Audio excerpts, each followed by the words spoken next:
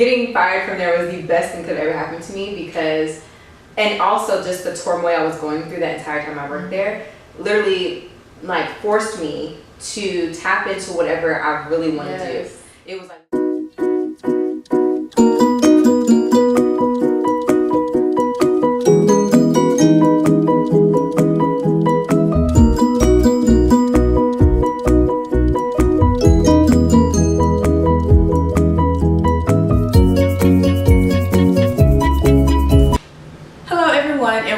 To my channel. If this is your first time here, I'm Siobhan and I'm the founder of Fearfully and Wonderfully Made. So right now I'm in a series titled Women Walking in Passion and Purpose, pretty much just to highlight various women walking in their passion and purpose. So today I have the privilege to interview beautiful Jessica A.Ingram, fashion stylist, and I'm just excited to have you on. I'm excited to be here. Thank you so much. Of course. It's an honor. Of course. So I just wanted to start off by letting you tell everybody a little bit about yourself. Okay. I guess some of the work you've done. Okay. And we'll jump right into the interview.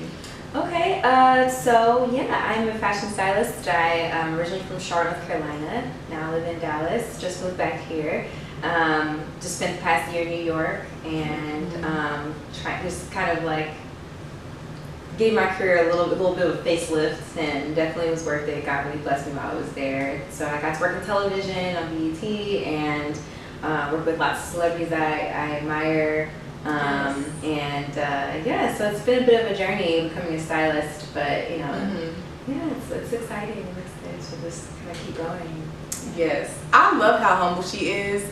You know, she said I work in television and I worked around celebrities. Can you name drop a little bit what show you worked on for BET? Okay, I worked on a late night show entitled The Rundown with Robin Thede, and it was it's hilarious political satire late night show, and it was amazing.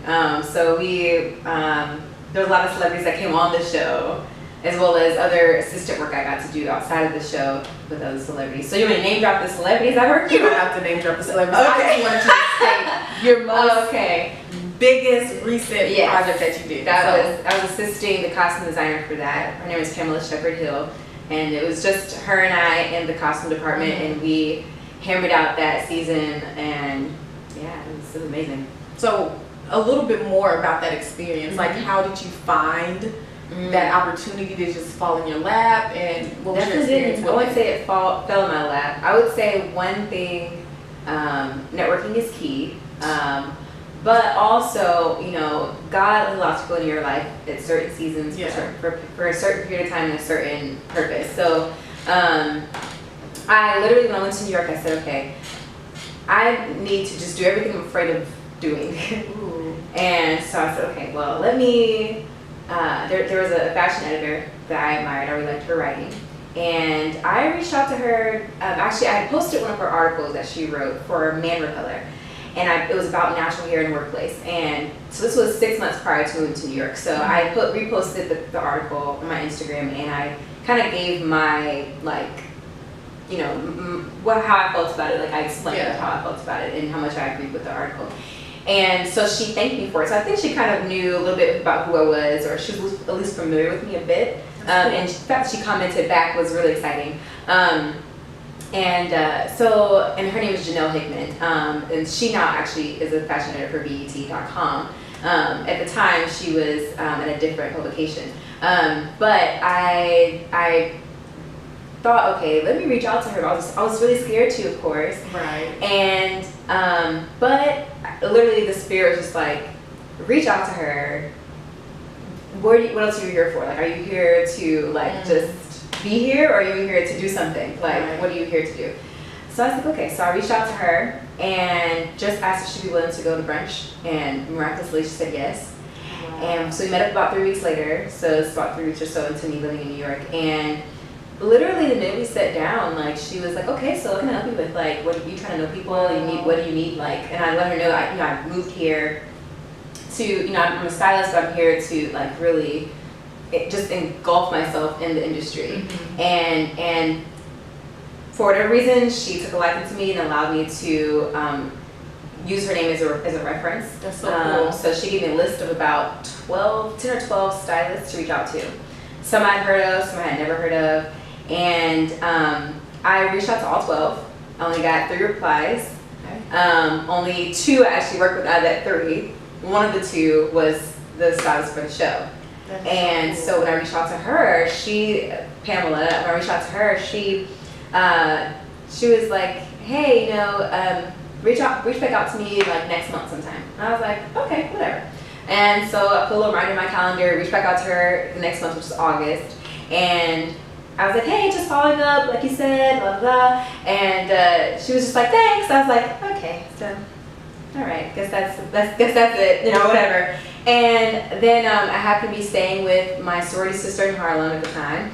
And we saw, while watching Black Girls Rock, the host Robin Thede was presenting some awards during the show, and they were showing a preview of her new show, and I was like, this show seems really cool. Literally the next morning I get an email from the show saying, hey, we're looking for a costume assistant. You were referred by the costume designer, and I'm like, who was the costume designer? Right, and I had no idea, and it was Pamela. Wow. And so she said, okay, that was the one, and that's why I guess I should have said thanks, because she was like, okay, yeah, I'll keep her in mind. And so I interviewed for it. I was super nervous, and I was like, no, I'm just gonna be myself. The interview lasted 10 minutes, and I was like, no, it's not gonna work. Like, a 10-minute interview is never a good sign. Like, it should be at least 30. Yeah. And then after that, they called me back and said, we really want you to be on the show with us. And that is so cool. Yes, that's kind of how that happened. That is so cool. Divine connections. Yes, for sure. Yes, they're everything. So, tell us what made you want to go into fashion, styling, the industry. Okay. I'll try to keep this short. So, I'm petite. I'm 4'11". I've never weighed more than 107 pounds. Currently, I don't know what I weigh, but it's small. I just always look like a small kid most of the time. But especially when I was in middle school, it was a rough patch for me. So I was constantly teased for my size, and all of the girls were starting to shop at Forever 21, Charlotte Russe, and believe it or not, in 7th grade, I still owned a pair of pants from Children's Place and still wore them. Okay, so mind you, I was very, very small. So, and I got upset about it, and I was being teased about it, and I was frustrated, and I was, eventually becoming a woman. I was like, I want to wear Junior's clothes. I was stealing my sister's clothes out of her closet, my older sister, stealing her clothes out of her closet and getting fights with her about that. And my mom, I told her, this is frustrating, nothing fits me properly. She's like, you're just petite. And I was like, what does that mean? She's like, you're just small, you're smaller than everybody else. I was like, fine, you don't make petite clothes? And she's like, I'm sure they do. And I was like, well, you know what, I'll design my own. So I set my room, taught myself how to sketch, and that's just crazy. Hours on end. I had a Barbie cash register, and I had my own little store. It's real life. This is the making of Jessica. So that was kind of the start. It was really insecurity that, or something that was, people were trying to make it insecurity for me, that I decided to not internalize and try to use as a tool instead. I'm very, very happy that God kind of gave me that perspective that early on to allow me to use it as something that, that could propel me versus something that would hinder me on my growth. And so it didn't become much of an insecurity, it became more of a tool for me. So fast forward, went to college, went to North Carolina A&T, IB Pride. Went to North Carolina A&T, majored in, or my degree in fashion merchandising design. And at the time I wasn't styling, I really didn't know, I lost that creative edge. I wasn't really sure that I had the confidence or the ability to really be a stylist, to really own that. And so I kind of copped out, decided I was going to do buying. And buying is a wonderful field, it's just definitely not for me. I didn't know that though, and I found that out very quickly. But I kind of decided, once I started my first job in the buying department, it was a major retailer here in Dallas. I got my first job at. It was a terrible experience, and I wound up getting wrongfully terminated from that experience, from that job.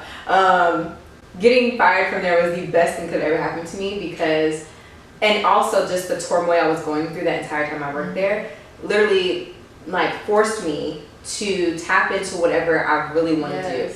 It was like, look, this is uncomfortable for a reason. Like, it's like God was shifting everything underneath me to force me off of that so that I can go and do what I need to really do. And so being in that terrible experience was like, okay, well, I don't have a choice. Like, first of all, it started out me just posting my own pictures of my clothes on Instagram and just saying, okay, like, this is what I'm wearing today. Like, just doing something like that even just gave me a certain creative outlet. But I didn't know that I was really starting to style. I wasn't even aware of that at the time. Not really. So yeah, it just kind of started there. And then when I got fired, I was like, okay, you know what? I'm going to start a website for petite women. So it's petite, being petite still is like my niche. I love that. And so it's something that I just try to carry as part of my brand. And so I decided to start a website for petite women, showcasing 5 different body shapes that all women who were 5'4" and under. Yes. So we had, girls who were more of a pear shape, girls who were heart shape, girls who were the, cute and curvy is what I called it, then the rectangle shape. And we just kind of like played with that. And I had a friend that I met a year prior to that at a natural hair summit, and they had people go at the front, talk about their blogs, and she's a petite blogger and a model coach. I had her come and coach my models. I had amateur models on purpose. Cool. And I had her come coach them, and she says, who styled this? And I said, well, I did. And she was like, how much would you charge to style a photo shoot for me? And I was like, I have no idea. Like, I have no pricing, no nothing. And so I just charged her whatever the photographer was charging her. And it literally snowballed from there. And this was in May of 2016. And the photographer, his name's Tyler Brown, he was like, hey, can you work on my next photo shoot? So very next month in June, we worked on a photo shoot together. It was my first time really like leading it creatively, and it was published in Elegant Magazine, which is an international magazine. So cool. And so my first photo shoot, and it being published, I was like, wait, like, so this is like a thing. Like, this can really be something. Like, and it literally just kept snowballing and snowballing and snowballing from there. Man, I love everything that you said. Thank you for sharing that. Some of the things that stuck out to me when you said that was, one, how the devil tries to use your size as an insecurity, which I feel like the Lord uses our insecurities and catapults us into our purpose. Absolutely. So that's huge. I love that you didn't let the devil just kind of come in and defeat you. And the second thing was your job and how God closed that door to move you on to bigger things. It was like he knew that he knew that you would have stayed in a situation longer than your purpose was. Right. Unless did that make sense? I feel like I just kind of got tongue tied. No. He knew that you would stay in that situation longer than intended. Right. So he closed that door so you can go up to the next level. So I thought that was very inspiring. Thank you. Next question. Yes.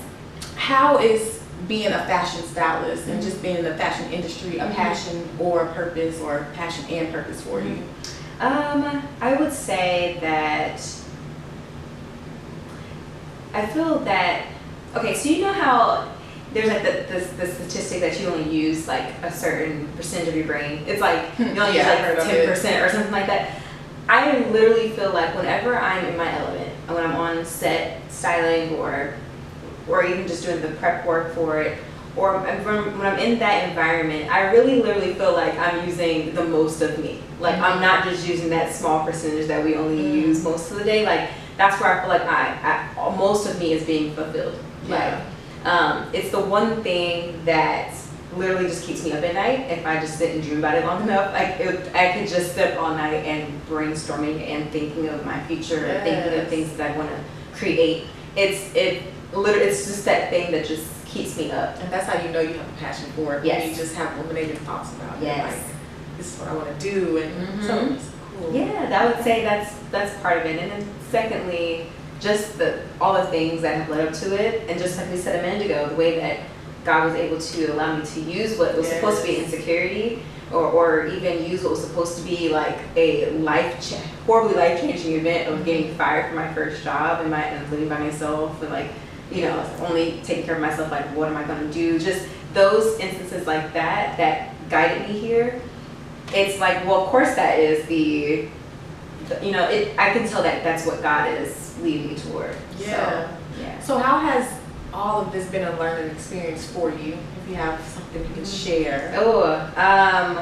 Just in terms of styling, generally, or I guess what has been a learning experience for you since pursuing fashion, since you know, just the pursuit of styling?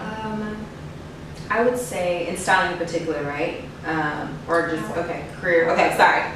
Okay, let me make sure I answer your question. I would say that one of the biggest learning experiences for me is to be to trust myself, trust my talent, and like allow God to really use me in that. Just trust it. Like I said before, like I was, you know, especially being in a job and getting fired from that, thinking that was what I was supposed to be doing. Like I needed to early on have trusted my creativity and trusted my talent, and all those things led up to where I am now. None of those were arbitrary, and I think my story that's supposed to be part of my story. But I will also say that I went through a long period of time not trusting myself and not trusting the talent God gave me, and second guessing and thinking like, maybe this isn't what he really wants for me. Like, I should be doing something more safe. I should be doing something more whatever, you know. And I don't know where these thoughts come from. Like, sometimes they come from like my mom. Sometimes, you know, she loves me. She wants me to be okay. But she doesn't. I know she can't understand what I'm trying to do. She can't. You know, when God gives you a vision, He doesn't give it to everybody. You only see it. You are the only person that sees it. So you sound crazy.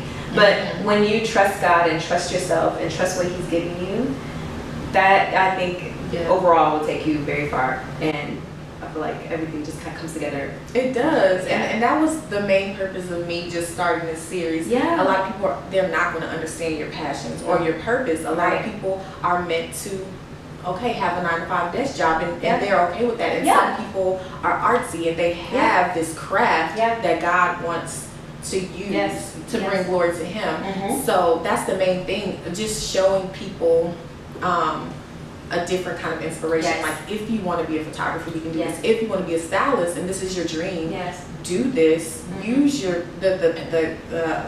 what am I trying to say? Use the gifts that He gave you. He gave us a creative eye. So the fact that you're walking that out and everybody doesn't understand it because you know their purpose is something else, like a desk job or just whatever, just playing it safe.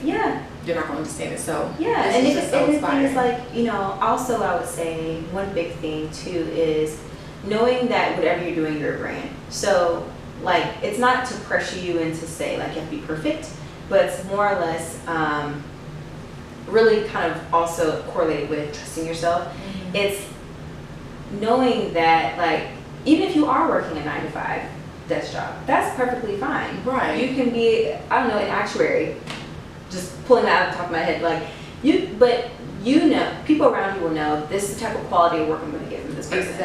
This is the type of work that she does. This is how she does. This is her aesthetic with doing certain things. Like, it's just knowing that you are a brand at all times, and you are proud of that and trusting it, and you know, using that no matter where you are. You know what I mean? So I think that's something else I'm learning. At all times. I love that. So just the last question that you can share with us. What has been, or not what has been, can you share a tip of just to people maybe wanting to get into styling, fashion, the fashion industry in general? Fashion industry is it seems very exclusive and very hard to get into. And I would say it is, so to speak. I think the best tip I can give to anybody, though, and this is from my own experience as well, and that is start where you are. So literally, I heard someone say, I want to say it was some like music industry mogul. I don't remember who it was, but it may have been like P. Diddy or somebody like that. I don't remember who it was, but he said he was talking to aspiring rappers, and he was saying every rapper you know comes from a certain city.